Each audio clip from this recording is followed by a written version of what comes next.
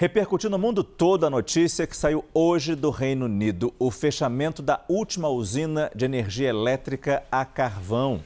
O encerramento da produção coloca fim em mais de 140 anos de energia a carvão no país. Em 2015, o Reino Unido anunciou o plano de fechar usinas na década seguinte, como parte de medidas mais amplas para atingir metas climáticas. Naquela época, quase 30% da eletricidade do país vinha do minério, mas isso caiu para pouco mais de 1% no ano passado. O Reino Unido é o primeiro país do G7 a atingir essa meta.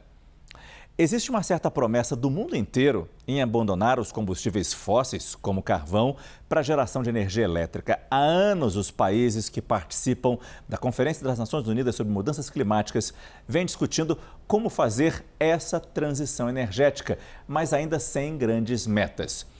Com essa decisão do Reino Unido, que impacto podemos ter sobre essa transição energética? Esse é o assunto do quadro CNN Terra de hoje, com o nosso analista de clima e meio ambiente, Pedro Cortes. Professor Pedro, boa noite. Boa noite. É uma notícia muito marcante porque começou lá, no Reino Unido, o uso intenso do carvão para gerar energia com a Revolução Industrial. Como é que essa mudança vai acontecer, especialmente sabendo que, historicamente, carvão e população britânica nem sempre tiveram bons relacionamentos? Você vai explicar isso, né? Exatamente, Márcio. Por exemplo, em 1954, Londres sofreu com um episódio de poluição muito intensa, poluição do ar muito intensa, provocada pela queima de carvão para geração de energia elétrica e também para calefação.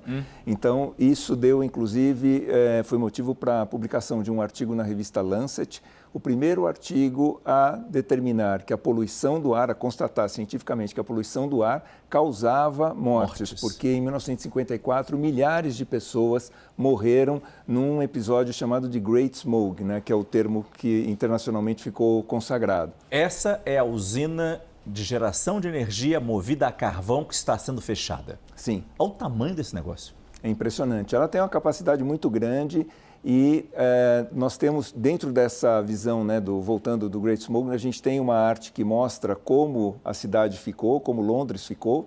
Né? Ela ficou mais ou menos com esse aspecto. Né?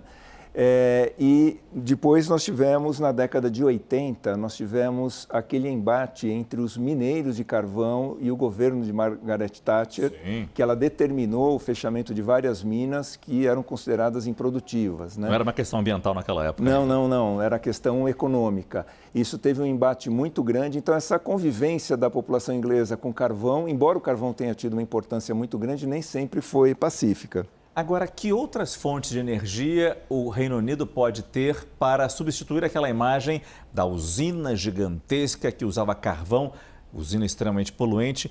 Que outra fonte de energia o Reino Unido vai se basear para manter o país funcionando? Eles vêm aumentando a participação do gás e reduzindo paulatinamente a produção com carvão. Então, nos anos 80, 70% da produção era baseada em carvão, produção de energia elétrica. Depois isso cai para 38% em 2013.